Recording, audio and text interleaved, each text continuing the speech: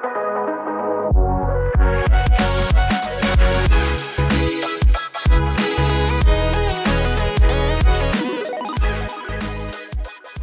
thanks for joining us on Deep Dive this week. We're taking a look today at Nehemiah 6, which you heard about on Sunday. I want to encourage you to go back and watch that sermon if you haven't had a chance to do it, because there's a lot in there, and I'm only going to unpack a couple of things. I'm going to unpack two things, actually.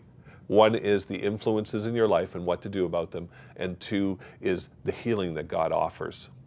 So, Nehemiah 6, there's three characters you need to know about: Sanballat, Tobiah, and Geshem. Right? And they are coming against the main character of the book, who is Nehemiah, who's been building a wall, but these three want to stop him, and they are seeking to influence him, but actually to physically stop him as well. They're coming against him in that way.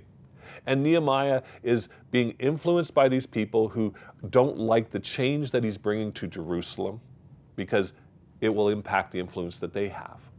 They don't like that he's rebuilding the wall.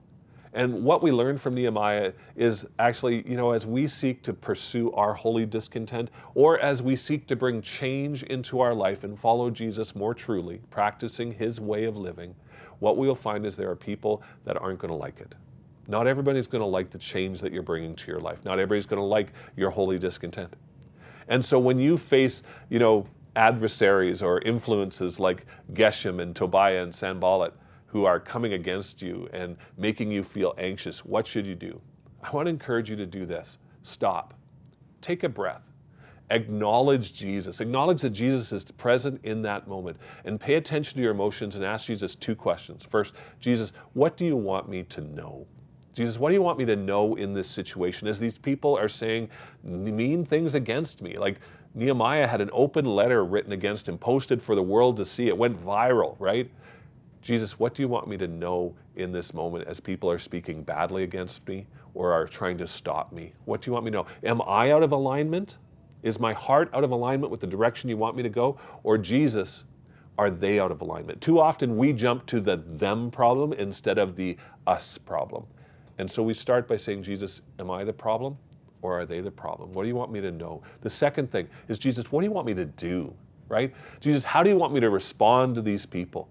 And Jesus is gentle, and he is humble, and he is kind, and he will give you guidance in that moment, what to do with these influences in your life that are trying to stop the positive change that is going on, or to stop the holy discontent that you're pursuing. So we need to be like Nehemiah, who, when he was faced with all of these oppositions, in verse 9, he says they were trying to intimidate us, imagining that they could discourage us and stop the greater work. So I continued the work with even greater determination. The reason he got to there is because he spent time processing with God. In the NIV, it says that Nehemiah prayed, so strengthen my hands, O God. And this is what we need to do. So that's the influences, dealing with influences in our life. The second thing is healing. Nehemiah is going through this really hard and difficult passage. People are speaking against him, but they're also physically coming after him. They're trying to harm him and possibly even kill him in the midst of this. And you don't go through a traumatic experience like this without experiencing some form of scathing, right? Some sort of wounding within him. You listen to a soldier coming back from a conflict like Afghanistan or something like that, knowing that somebody wanted them dead, and that leaves scars within them that actually come out later. We call it post-traumatic stress syndrome, right? The same is true in life. We may not get PTSD from our interactions and people trying to influence us or change us, but it often leaves us scarred or scathed because of the things they're saying against us or the things they do to us, whether intentionally or unintentionally. So what do we do with that scathing? What does Nehemiah do with that scathing? Verse 14, I think, tells us what Nehemiah does. It says this, he prayed this, remember, O God, all the evil things that Tobiah and Sanballat have done. And remember Nodiah. He says, remember me, O God. He says this for two reasons, I think. The first is, remember me, O God. In other words, God, I am releasing Sanballat and Tobiah to you. You deal with them. I am not going to deal with them. You defend me. I'm not going to defend myself. But the other part is, remember me, O God, and the evil things that have been done to me, and help me to deal with them. And we need to process the wounds that we experience, because you cannot go through life without being scathed. And we need to process the wounds that we carry around within us and deal with them in the presence of Jesus. You go through Nehemiah, the book, and you don't see a wounded leader leading the people in Jerusalem. You see someone who has processed the influences in his life so he knows how to respond, processed the wounding in his life so he knows that he is healthy and can lead from a place of health. And great things are accomplished.